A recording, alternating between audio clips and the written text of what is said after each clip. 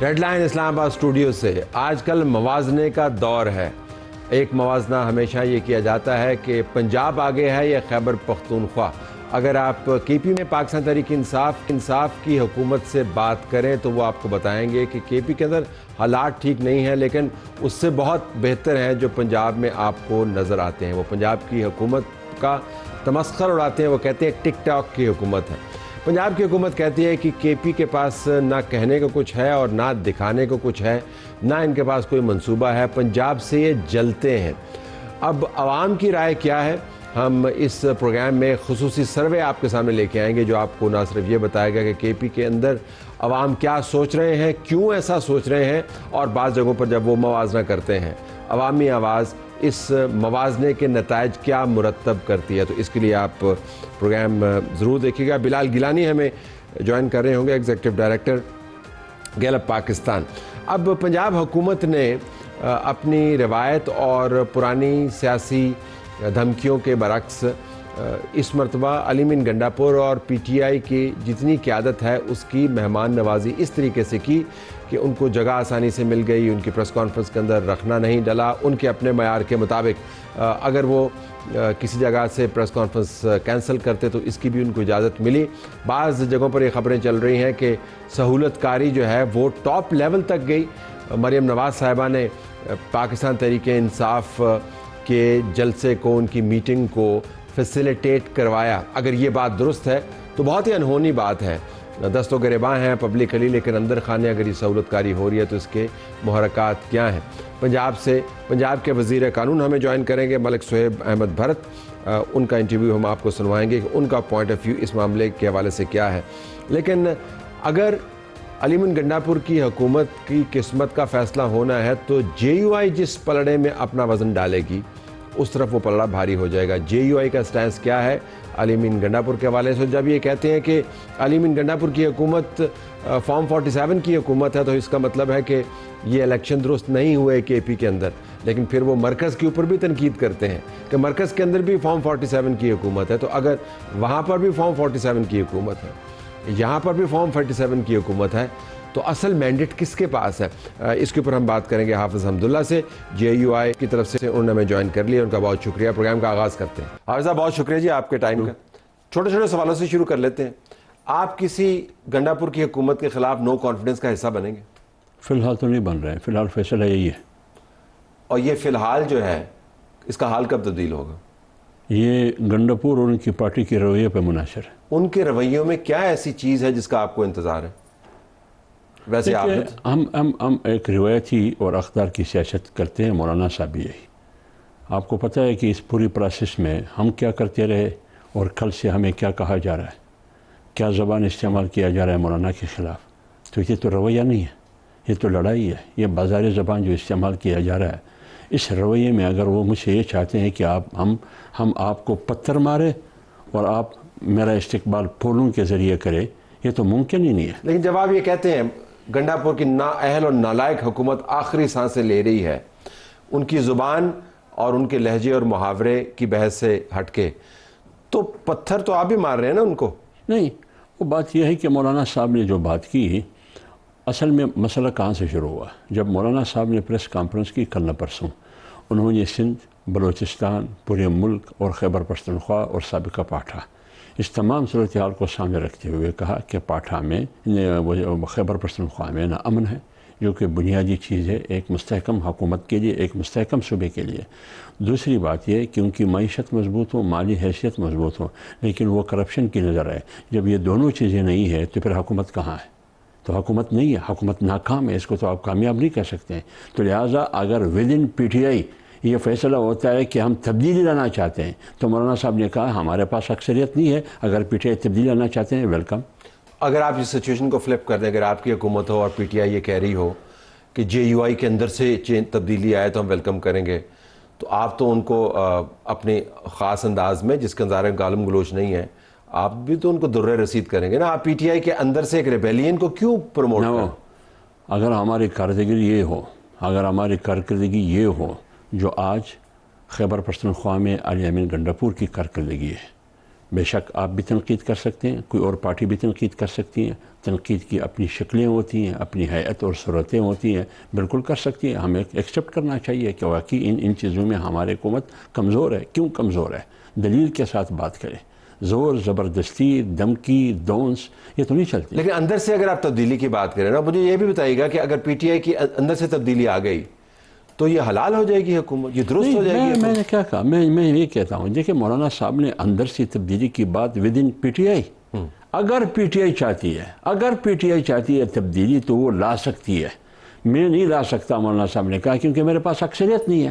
آپ بتائیے یہ کتنی خوبصورت انداز میں ایک جمہوری طرز گفتگو ہے جو مولانا صاحب نے کی ہے. کون سی غلط بات ہے اس میں؟ لیکن انہوں نے ذاتیات میں لے لیا اس بات کو.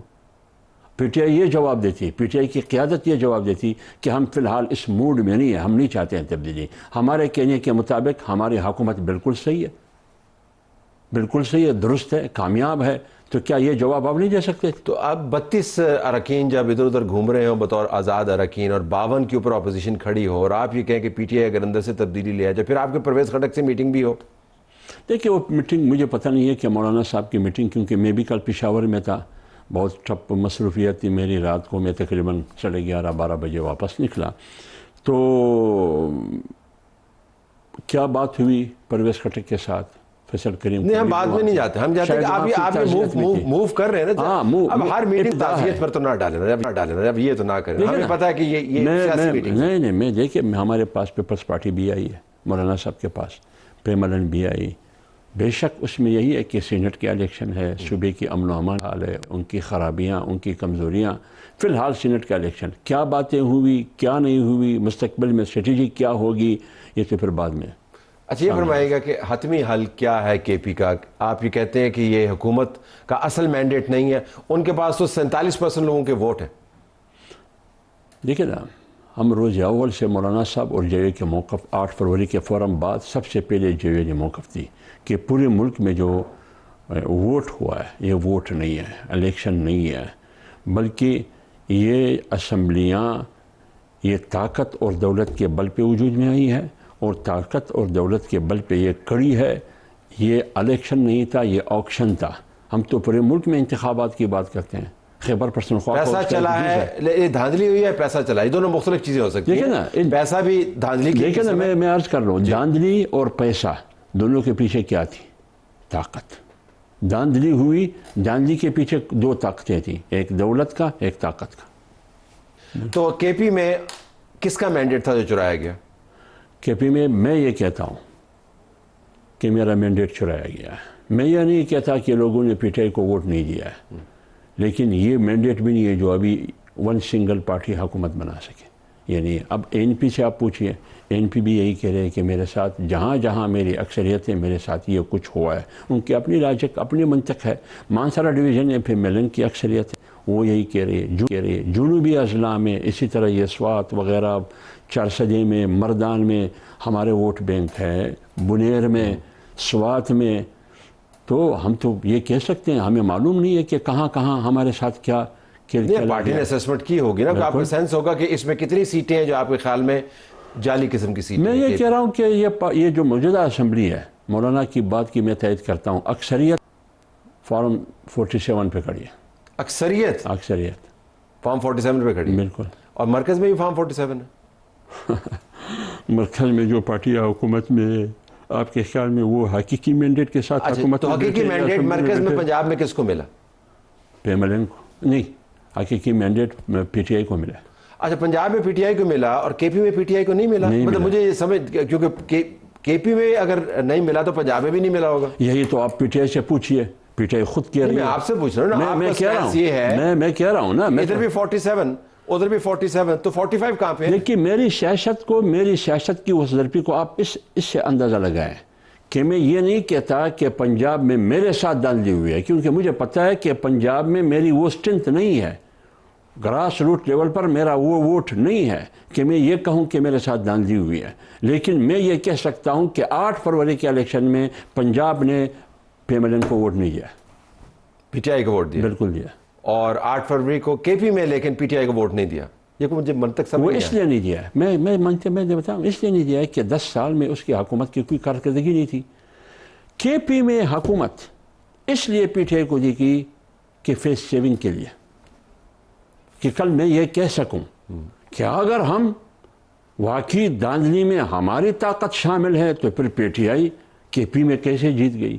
تو اس سے معلوم یہ ہوا اگر ہم ان کو ہرواتے تو وہاں ہروا، یہ فیس سیونگ کے لیے ہے تو فیس سیونگ لیکن بچگانہ قسم کی تدبیر تھی نہیں؟ اور بچگانہ قسم کی تدبیر اس لیے کہ ہر گلی ہر کوچے میں جا کے نوجوان سے پوچھئے، بوڑھے سے پوچھئے، خاتون سے، جو کچھ سوجھ بوجھ رکھتا ہو وہ یہی جواب دیں گے کہ یہ الیکشن نہیں تھا، یہ آکشن تھا، دھاندلی تھی۔ لیکن جتنے لوگ پی ٹی آئی نے احتجاجوں میں نکالے سب کے پی سے آئے، تو لوگ تو ان کے ساتھ ہیں۔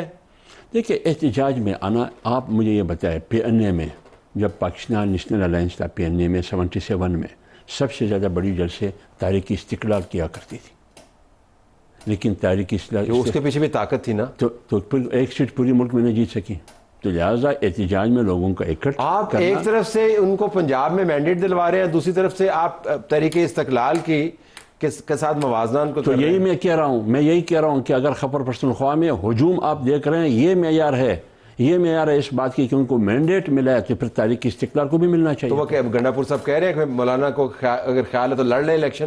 ہاں ٹھیک، بالکل، اس چیلنج کو میں قبول کرتا ہوں۔ پہلے وہ وزارت اعلیٰ سے استعفیٰ دے، کوئی حکومت کو توڑ دے، میدان بھی حاضر، گھوڑا بھی حاضر، الیکشن کریں گے۔ یہ تو نہیں ہو سکتا ہے کہ آپ چیف منسٹر رہے، سرکاری وسائل آپ کے ہاتھ میں ہو، دولت آپ کے ہاتھ میں ہو، سرمایہ آپ کے ہاتھ میں ہو، سب کچھ آپ کے ہاتھ میں ہو، ایک سیٹ سے آپ استعفیٰ دیتے ہیں، مولانا کو کہتے ہیں یار لڑو۔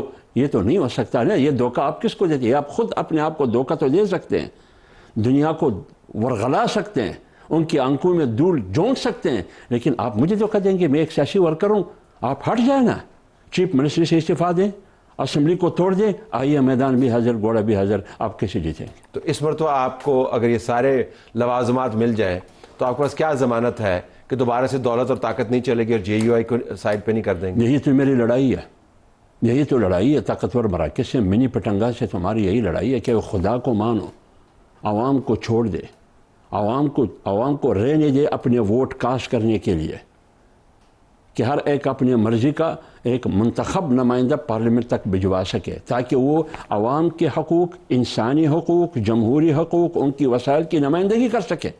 آج تو خیبر پختونخوا اور سابقہ پاٹھا میں لوگ زندگی کی بھیک مانگ رہے ہیں، ان کی وجود کو خطرہ ہے، ان کی نسلوں کو خطرہ ہے۔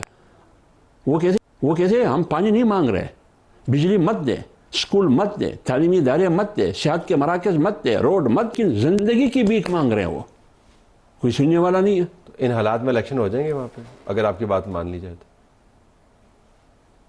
جیسے بھی حالات ہو، وہ تو ہم نے یہ بھی کہا، اگر یہ سوال آپ کرتے ہیں، یہی سوال تو ہم 8 فروری سے پہلے بھی کیا کرتے ہیں۔ میں آپ پوچھ رہا ہوں، اب تو میں کہہ رہا ہوں نا، اس وقت بھی ہم یہی سوالات اٹھا رہے کہ بھائی توڑ دیتے ہیں، فارغ کر دیتے کہ ہیں، بھائی الیکشن نہیں ہو رہا، الیکشن نہیں ہے، الیکشن۔ ویسے تو اگر آپ نے الیکشن کرنا ہے پھر تو پورے ملک میں الیکشن کریں، کروا دیں، لیکن کے پی کے اندر اس وقت حالات ہیں۔ اگر حالات یہ ہو لیکن اسٹیبلشمنٹ دور رہے، عوام کو الیکشن کرنے ادھر سے آپ کہہ رہے ہیں وہ اسٹیبلشمنٹ آ کے بچائے، سڑکوں کا تحفظ کرے، مراکز کا تحفظ تو کرے، ان کی ذمہ داری ہے۔ یہ تو دور بھی رہے۔ نہیں، دور کا مطلب تو یہ نہیں ہے کہ آپ ہمیں سیکورٹی نہ دے، الیکشن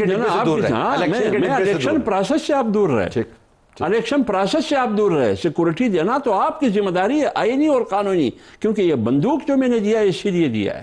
آپ ادھر بیٹھے ہیں، آپ کی ذمہ داری ہے کہ آپ چائے پکائے، ادھر کک بنے، آپ کی اپنی ذمہ داری ہے، کک کی اپنی ذمہ داری ہے۔ اگر کک آپ کا کام کرنا شروع کرے اور آپ کک کا کام کرنا شروع کرے تو یہ تو پورا سسٹم تباہ ہو جائے گا۔